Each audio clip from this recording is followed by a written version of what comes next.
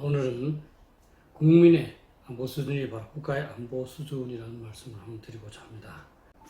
우리의 역사에는 안보 흑역사가 많습니다. 1592년 임진왜란, 그것이 끝나고 나서 30년도 안 돼서 일어난 1627년에 정묘호란, 1636년에 병자호란, 그리고 1910년 한일합방, 최근 1950년에 6.25 전쟁. 직접적인 원인은 정부와 군대의 안일과 무능입니다. 그러나 간접적이면서 근본적인 원인은 당장의 평화를 선호하는 국민들의 이기심 때문이기도 합니다. 배는 물에 빠지고 있는데 물을 보낼 생각은 하지 않고 각자 자신의 고기잡에 열중하고 있는 형국입니다. 설마 군인들이 알아서 하겠지, 어떻게 되겠지 라는 사고가 만연한 결과라고 봅니다. 각고의 노력을 통하여 그래서 안일의 유전의 인자를 바꾸지 않을 경우 동일한 안보 흑역사가 반복되리라고 생각합니다. 실제 전쟁의 승패에 대해서 국민의 의지가 중요하다는 그러한 교훈은 여러 군데서 도출되었습니다. 프러시아의 저명한 군사 이론가인 클라우세비츠는 정부, 군대, 국민 간의 삼일체, 트리니티가 전쟁 승리의 핵심이라고 말했습니다. 그런데 이 중에서 정부와 군대는 어느 정도 대비하기 때문에 결국은 국민이 얼마나 철저하게 적극적으로 전쟁에 참여하느냐가 전쟁의 승패를 결정하게 됩니다. 나폴레옹은 프랑스 혁명 후 국민으로 구성된 군대를 동원해서 용병의 성격이 짙은 주변국가의 전쟁에서 승리했습니다. 영국의 군사 역사가인 마이클 하워드는 전쟁 잊혀진 차원, forgotten dimension에 의해서 결정된다고 얘기했습니다. 이 사람의 말에 의하면 전쟁에서는 작전, 군수, 기술의 차원만 부각되지만 실제로는 사회적 차원, social dimension이라는 잊혀진 차원이 전쟁의 승패를 결정한다는 것입니다. 그리고 그것이 바로 국민의 전쟁 의지와 전쟁에 참여입니다. 한국의 경우 6.25를 겪은 사람들은 나름대로 상당한 안보의식을 갖고 있습니다. 그러나 젊은이들은 안보를 수구로 생각하고 꼰대 문화로 인식하고 있습니다. 6.25 전쟁에 대해서 제대로 공부할 기회도 없었습니다. 결국 현재 한국을 형성하는 30 내지 40대 젊은이들이 안보에 관심을 갖거나 걱정하지 않을 경우 한국은 이전의 안보 흑역사를 반복할 가능성이 높습니다. 민주주의 국가에서 국가의 주인은 국민이기 때문에 국민 각자의 안보에 대한 책임의식이 강화되어야 합니다. 대한민국 헌법 제1조 1항은 민주공화국이라고 되어 있습니다. 거기서 민주가 뭐겠습니까? 국민이 주인이라는 말 아니겠습니까? 2항은 주권은 국민에게 있고 모든 권력은 국민으로부터 나온다.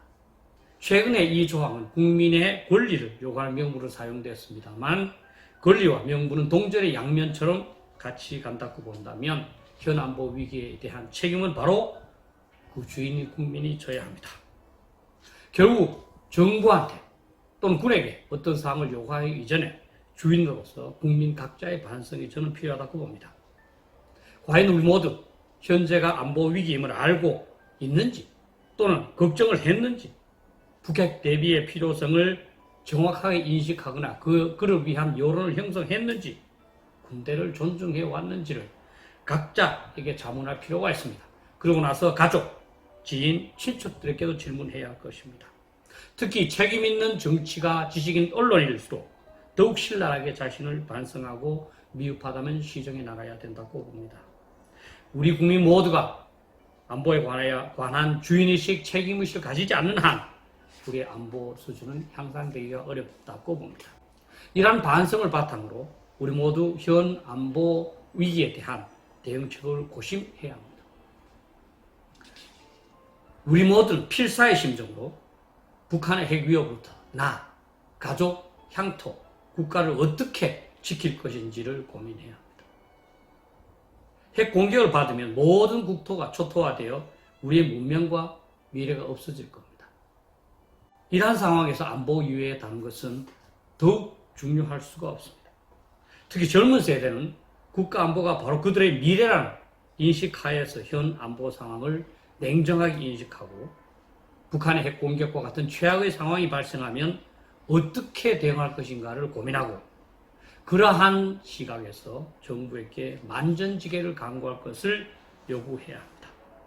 안보에 관한 어른들의 외침과 주장을 꼰대라고만 넘기지 말고 이를 경청하면서 함께 고민하는 자세를 가져야 합니다.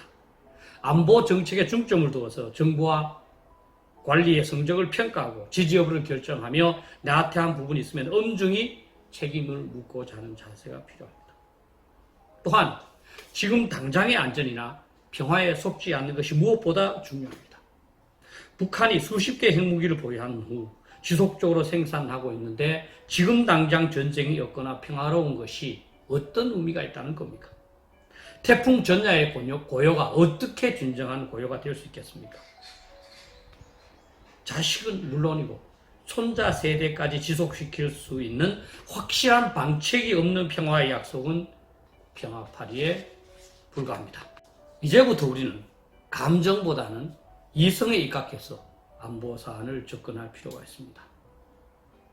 무엇보다도 우리는 북한을 있는 그대로 인식해야 합니다. 다수의 사람들은 북한을 동포애로만 접근하고 있습니다만 매우 위험합니다. 폭력을 휘두르는 친구를 우정으로만 대하겠습니까?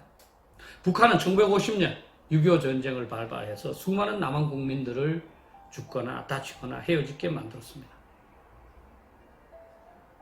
1987년에는 무고한 민간 항공기를 공중에서 폭발시켜서 115명 전원을 폭사하게 만드는 등 상상할 수 없는 무수한 도발을 자행했습니다.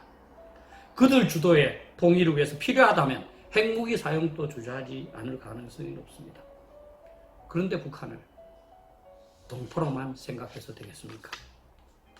이러한 북한의 핵 위협으로부터 우리의 안전을 보장하기 위해서는 현재 핵무기가 없기 때문에 한미동맹은 당연하고 일본과의 협력도 필요합니다. 따라서 미국 또는 일본과의 관계는 국가 안보적 필요성에 근거해서 추진해야 합니다. 당연히 일부 인사들의 반미 감정이나 반일 감정 선동에 휘둘려서는 곤란할 겁니다.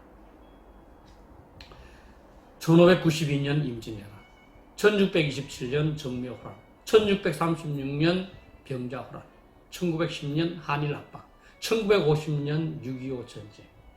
이 모든 안보 흑역사는 우리 국민들이 이성이 아닌 감정으로 국제관계를 인식 및 접근하면서 비롯되었습니다. 계속하시겠습니까? 현재의 상황이 한말의 상황과 유사하다는 진단을 하는 사람이 아주 많습니다. 제발 젊은이들께서 건전한 이성에 근거해서 현 상황을 진단하고 정부로 하여금 이성적인 정책을 펼치도록 요구해 주시기 바랍니다. 우리도 모르게 과거 무수했던 안보 흑역사 때 겪었던 길을 그대로 가고 있습니다. 현 세대의 안보 실수는 바로 여러분들 30 내지 40대의 미래를 없애는 일입니다. 여러분들께서 현 안보 지도층에게 안보를 철저히 보장하도록 그를 위한 확고한 대비 태세를 강구하도록 요구하는 것이 바로 여러분들의 미래를 보장하는 일입니다. 우리는 지금까지 좋지 않은 역사를 겪고 왔습니다. 우리가 각고의 반성을 하지 않으면 그와 같은 역사는 달라지는 것보다 반복될 가능성이 많습니다. 달라져야 하지 않겠습니까?